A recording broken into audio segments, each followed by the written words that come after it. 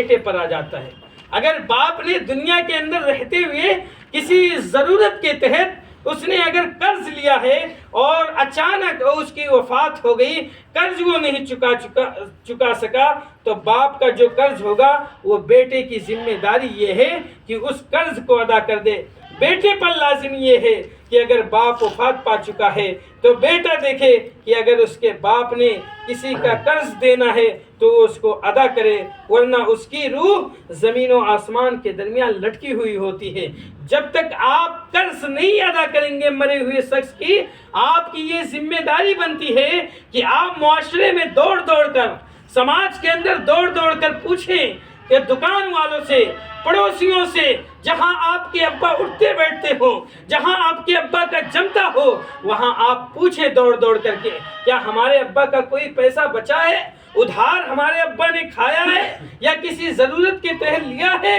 اگر آپ نے پوچھ کر کے اس کو ادا کر دیا تو بہتر ہے، اور اگر آپ نہیں ادا کرتے ہیں تو آپ کی روح جو ہے یہ زمین و آسمان کے درمیان لٹکی ہوئی رہتی ہے۔ میرے بھائیوں، جنت میں داخل نہیں ہو سکتی ہے جب تک آپ قرض نہیں ادا کریں گے۔ اور رسول صلی اللہ علیہ وسلم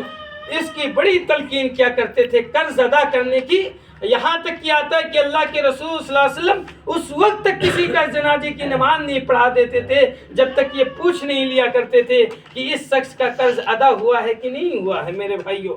اور سیدنا عمر بن خطاب رضی اللہ تعالیٰ عنہ جب زخمی کر دیے گئے، ان کو چھورا گھونپ دیا گیا، اس وقت ان کو شربت پلایا گیا تو وہ پیٹ کے رستے سے باہر آ گیا، اور پھر دودھ پلایا گیا وہ بھی باہر آ گیا۔ جب حضرت عمر بن خطاب رضی اللہ تعالیٰ عنہ کو یہ یقین ہو گیا کہ اب یہ آخری وقت ہے، اب یہ میرا آخری وقت ہے، اب میں بچنے والا نہیں ہوں، اس وقت انہوں نے سیدنا عمر بن خطاب رضی اللہ تعالیٰ عنہ اپنے بیٹے عبداللہ کو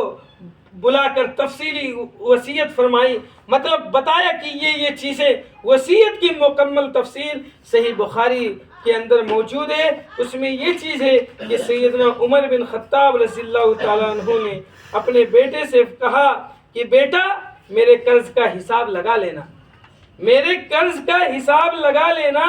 اور وہ ادا کر دینا۔ اگر سمجھو کہ میرا قرض ادا کرنے سے قاصر ہے تو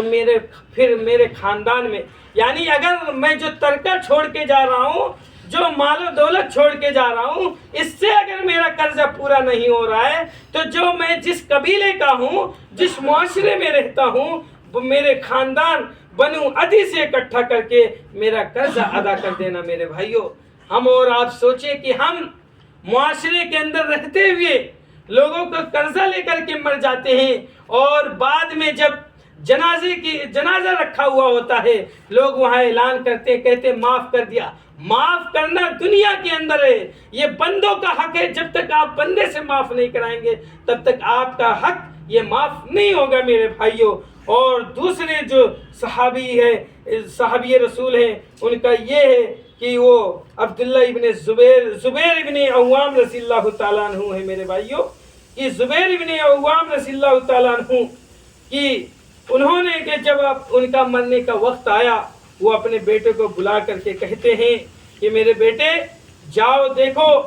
اور پتہ کرو کہ ہمارے اوپر کتنا قرض ہے۔ انہوں نے اپنے بیٹے کو بلایا اور کہا میرے قرض کا حساب لے گئے نا، اور میرے ترکے سے، یعنی جو چیزیں میں چھوڑ کر کے جا رہا ہوں اس میں سے اگر پورا نہ ہو تو یہ سمجھ لینا۔ اور جب ان کے بیٹے نے پتہ لگایا تو 16 لاکھ روپیہ وہ قرض تھے۔ کتنا؟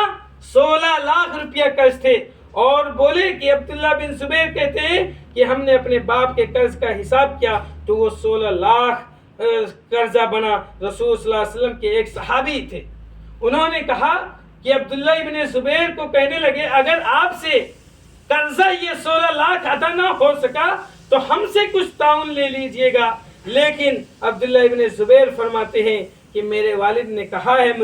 مجھے نسخہ بتا گئے ہیں کہ اگر میرے قرضے کو ادا کرنے میں کوئی کمی رہ جائے تو میرے مولا سے طلب کر لینا، ہمیں فکر مند ہونے کی ضرورت نہیں ہے میرے بھائیوں۔ اور یہ صحیح بخاری کی 3129 نمبر کی روایت ہے میرے بھائیوں۔